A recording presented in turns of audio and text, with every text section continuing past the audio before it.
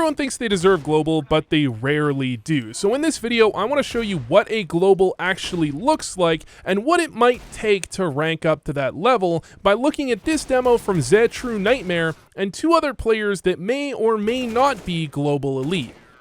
But first, I want to tell you about the online bootcamp I'm running with csgo Academy to help you become a better player. This is a 10-day course with tasks, accountability, feedback directly from me, and most importantly, other players with similar mindsets that you can network with and potentially play with in the future. Look, the reality is everything that you need to know about CS is out there on the web for free, but it's the learning that's the hard part. And the reason I agreed to run this bootcamp is specifically because they're proven to be more effective ways of learning, and YouTube can often have a bit of an information overload that makes it hard to truly improve. So I do genuinely recommend you check out the bootcamp, and worst case scenario, after a couple of days, if you didn't enjoy it, you can get a refund. zetruNightmare wanted to know what it takes to make the next step to global, and the problem is, as a B anchor, it's a little hard to tell. But still, when he does see people, he does a pretty good job. But the problem I had is, I'm not quite sure what a global actually looks like. In fact, I bet you can't tell me what a global looks like either,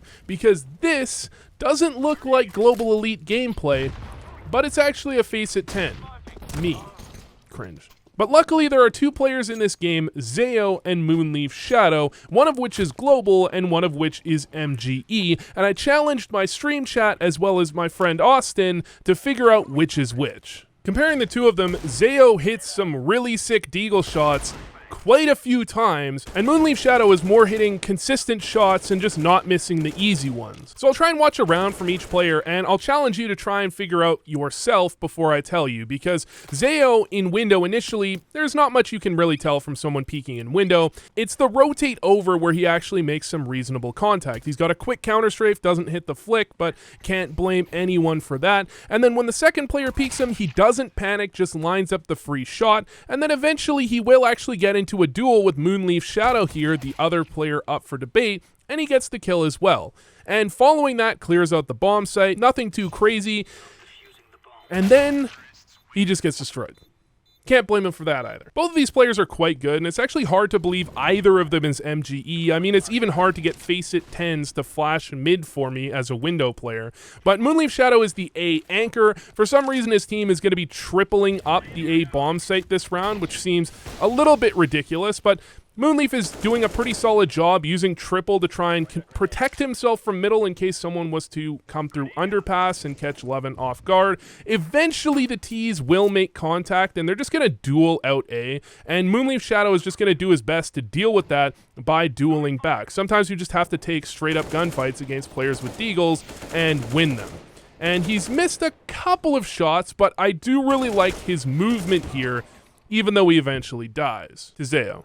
And it's hard to tell, of course, just off of one round, so I'll show you the end of this round here. After he kills Moonleaf Shadow, he actually does get dinked in the process. Moonleaf actually dinked him through the box, which is really unlucky. And he ends up in a 1v3. He's going to make his way over to the B site. Really nice shot onto the player on Van. And then after the bomb plant, he's got this play around the boxes here, which looks like something that I would definitely do myself, or I'd expect in a high-level game, but he misses, which is also something I'd expect to see from myself. But it was a really nice play in general. Okay, I just have to show you one more round quickly from Moonleaf Shadow because of this smoke he throws that I've never seen before. He actually lines it up intentionally and banks it to cat bricks off of this curved wall that I've played 15k hours of CSGO and never seen this before.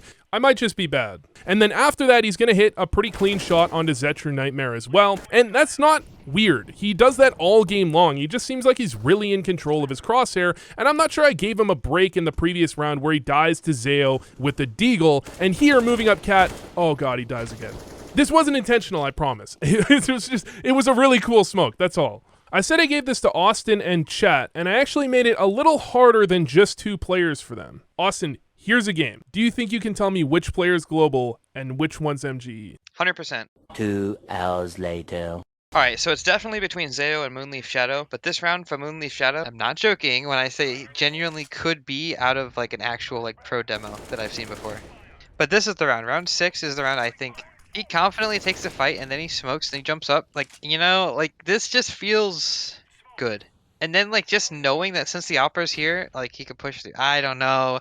Like being 100% honest, I can't say I would have played that any different. Turns out I was wrong. People actually can tell what a global looks like, at least in comparison to someone else. So the question then is, why were Zeo and Moonleaf Shadow neck and neck, while zetruNightmare, who is a Supreme player, was written off almost instantly? I'll tell you right away, zetruNightmare is not global. Something just looks off. One of the things that looks off would be the jump spot, which isn't some crazy thing a genie comes down and tells you is a bad idea once you hit global. Now that you're in global, I have some things to tell you. First of all, you suck. But it is one of those things that good players will punish you for, and thereby you probably don't do if you're in global. Another thing you might not do, not because you get punished too heavily for it, but because at high elo your teammates are toxic and they will yell at you, is allow your teammate with an AK to go out first from Palace when you have a Mac 10. And you might not lurk Palace 5 rounds in a row. By the way, it might seem obvious, but make sure if you play this angle to be looking through the gap in the wood. But these plays are actually a good thing, and they're part of why I think he might be a global level player in a certain way. Let me explain. These are mostly obvious strategical mistakes, which means they're really easy to fix. I can tell him to not go Palace, and he will immediately be a better player. Actually, I can tell him right now. All right, so your main problems are... I forgot what your main problems are. You're jump spotting B really badly, you're panicking when you're spraying, and most importantly, stop going Palace. Easy enough. But things like aim, movement, and game sense, you can't instantly fix with one message. You actually have to practice those types of things, which is why when he goes for this play on pistol round, I was pretty impressed. He goes for the right route on the bomb site. Most people are scared to do that. He takes full control. His aim is pretty solid. He even goes for market control, which might be a little bit much, but he does give his team a very good chance into this round and does a ton of things right. Now, he actually submitted a really weak demo from himself, which takes a lot of guts, and I really respect that, so try to be nice in the comments. But that means after that bit of advice and a little bit more in messages, I can go back now a couple of weeks later and see what he looks like today. If I had seen this round in the previous game, I would have immediately said he was probably the global, and I'm thinking Austin would have as well, because he gets the initial kill out ramp while his team is putting pressure middle, which is a great response. Then he catches the connector rotator and immediately makes his way over to window to try and catch another rotator if he can. He doesn't catch anyone in window, and he's gonna miss a bit of a shot here, but his movement is crazy because he knows this player's gonna hide, so he pivots, doesn't get the kill immediately, goes right back to get the kill on the player window, then finishes that one off. This is perfectly played. He does end up dying eventually, but luckily for him, just kidding, his teammate gets knifed and they lose the round. But he could not have played that any better, really.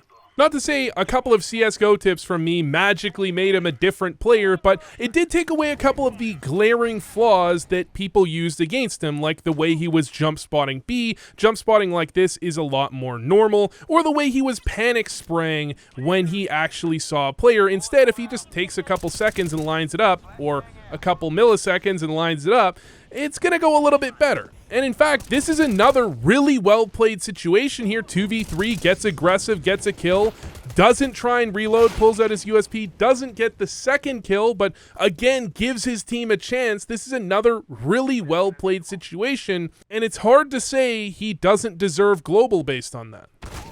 If you could take away one thing from this video, it's that people really misunderstand ranking up. They think a guy is higher ranked than them, and it means they're better in every way, and well, depends how many higher ranks they are, but if he's just a couple higher ranks, you really should think of it more like skill points. Let's say in order to get global, you need 10 skill points. Well, those can be distributed in any way among your abilities of crosshair placement, aim, positioning, game sense, utility usage. You can have a 10 in aim and be global, and a 0 in everything else because your aim is that good. And it can be the same for most of your other abilities. Everyone's gonna have a different distribution. You just need to find where you're at and go from there. Anyways, thanks for watching, and if you liked this video, check out this other one YouTube thinks you'll enjoy.